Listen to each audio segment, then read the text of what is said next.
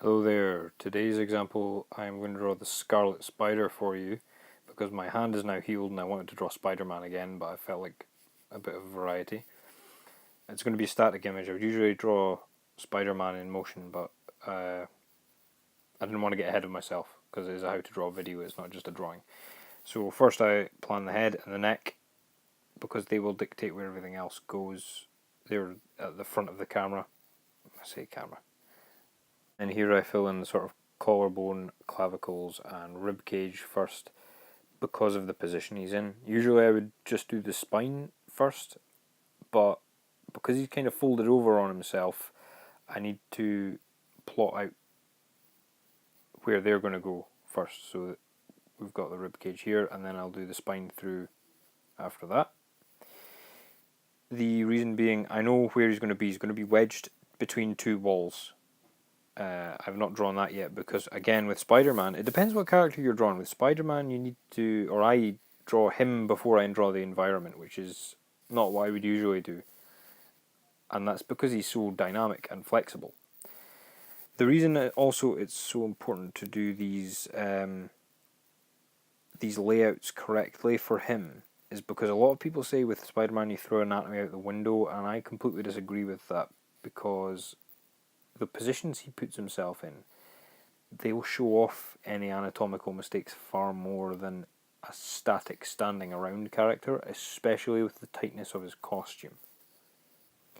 So you've got the limbs in straight lines because they're just like bones, fairly simple compared to the rest of the body, especially in this twisted position. And then you just kind of add, I'm not adding the muscles quite yet, I'm adding the shape of them, the outline of them, but I'm not adding the actual anatomically correct muscles yet. I also don't like drawing these sort of cleaved in lines on superhero costumes because they aren't naked, they are wearing lycra, so you should be able to see a lot of the anatomy but not all of it. And the other reason I've chosen to do the Scarlet Spider is because of the hoodie, because that makes it slightly more complicated and it shows you the difference between having the tightness of a costume versus how clothing would sit on a person. And I found that valuable learning to draw, certainly, when people did that with the Scarlet Spider. Now the legs. The legs are really difficult to draw at the best of times, but it's doubly difficult with Spider-Man because they're never on the damn ground. The other thing is that when you're doing the muscles, because there's so much contortion, you're not sure whether you've made a mistake or not sometimes because the muscles are twisted out of a position they would usually be in. So they will look sometimes wrong even if they're right. In this case I think I've done an okay job. And I'm now adding the detail of the costume and I've put in some basic outline of the web shooters. You also have to have when his legs are bent like that, you have to have his feet kind of tucked away behind him, and I usually poke the toes out just because I don't want it to look like I've forgotten to draw his feet. So I'll make it that his position is maybe slightly less exaggerated or whatever, just to show that the feet are indeed still there. And you can see now what I meant at the beginning about how I know that he's going to be perched between two walls and stuck there beforehand, but I've not drawn it because he's such an unpredictable character to lay out. Next, it's time to add some basic shading.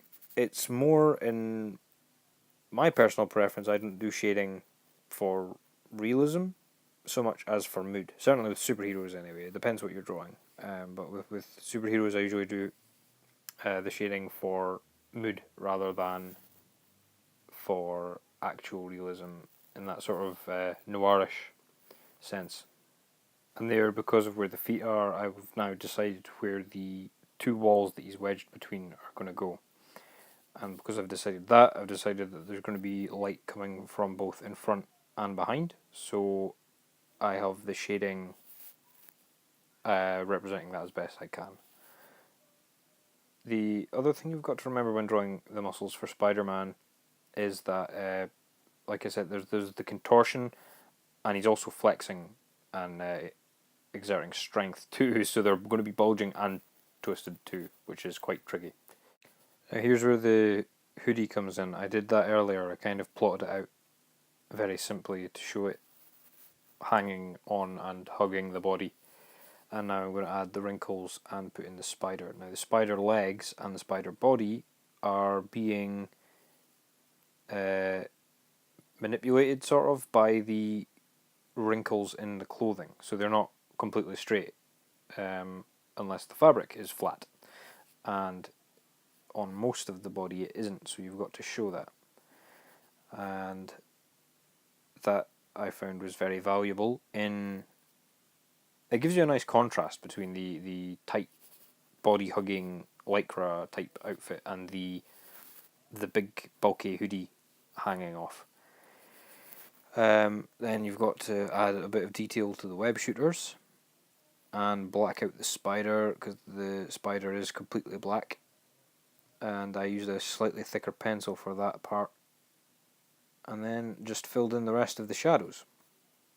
The other thing to remember is that the art is always a function of the story, so the way I have drawn him is I've remembered that his head's going to be slightly bigger, and I've not made his muscles as huge as I could because it's Spider-Man and he is slimmer and more agile than other superheroes.